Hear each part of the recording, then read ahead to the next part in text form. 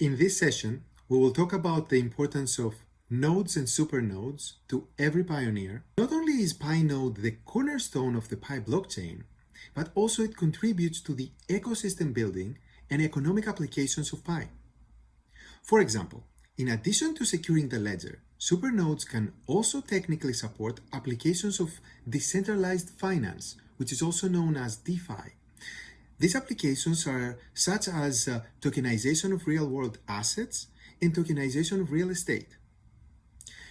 But today, we're going to discuss a little bit more on why the node software is important even in non-blockchain sense, and how Pi nodes and blockchain matter to pioneers who neither serve as supernodes nor as nodes. The original vision of the Pi node software was never just limited to operating and supporting the blockchain. Of course, the blockchain, as it secures the ledger of transactions, it is certainly the core and base layer of the decentralization of Pi network. But the benefits of building a user-friendly node software is having extensibility of the functionalities of the node and a large group of people who can contribute to the applications of the node software. So today we want to share a little bit more about the long-term strategy of the node software beyond securing the ledger. Let's look at the network currently. We have over 200,000 pioneers who downloaded and installed the Pi node software, and there are over 60,000 nodes active every day, out of which 40,000 appear to be actively managed, for example, updating to the latest version all the time. A portion of these nodes will become supernodes, depending on the selection process based on the hardware operating systems, network performance, and various metrics we have.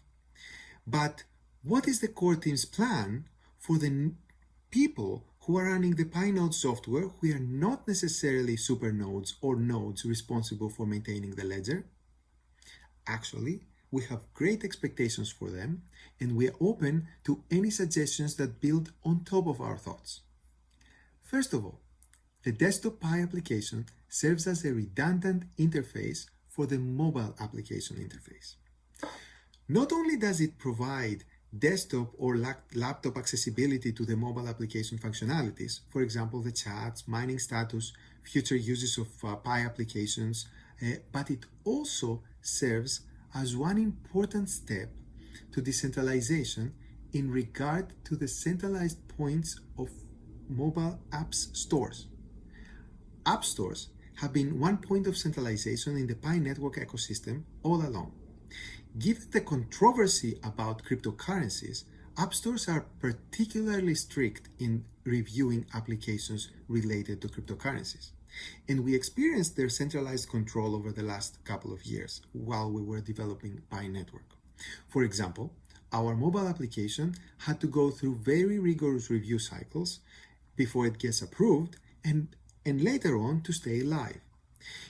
And we also saw other legitimate applications sometimes getting completely delisted from app stores for various reasons.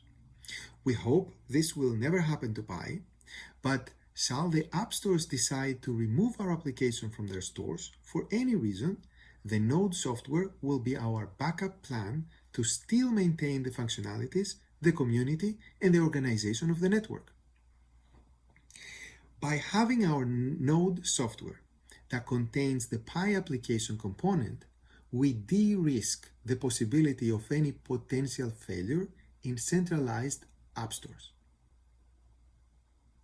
Okay, apart from maintaining and securing the Pi blockchain, nodes can also allow individuals to share computing resources and get compensated for it. Such computing resources include processing power, disk space, and network bandwidth. Note that these are not our immediate plans, but they are all possibilities that will come further down the line. Let's look at these use cases one at a time. Disk space. Think of it as a decentralized encrypted Dropbox that allows people to get compensated for securely storing files. Its implementation can be similar to BitTorrent in the notion that files will be stored in a decentralized network of nodes, while at the same time, Pi can have staking mechanisms that can make sure that all files stored on the Pi network are fully licensed.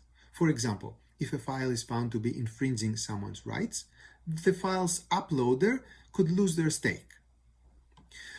To put this in perspective, as a use case, the core team pays thousands of dollars every month to Amazon AWS for storing the Pi node software files so that pioneers can download them and install the Pi node.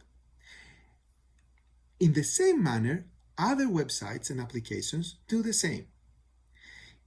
So instead of these websites paying Amazon, they could be paying that cost to pioneers, using Pi of course, thus creating a passive income opportunity to Pi node operators.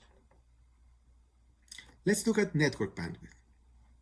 This use case is also known as content delivery networks, CDNs, and it is how the internet is able to scale today. For example, the Pi application, like any other app or website on the internet, contains both graphics, images, videos, and media, and it needs to ask the server individualized questions. For example, what is my Pi balance right now? So while the individualized questions must reach a Pi database to be answered, the vast majority of the graphics and media are the same for all members and can be actually answered by a decentralized server near that person.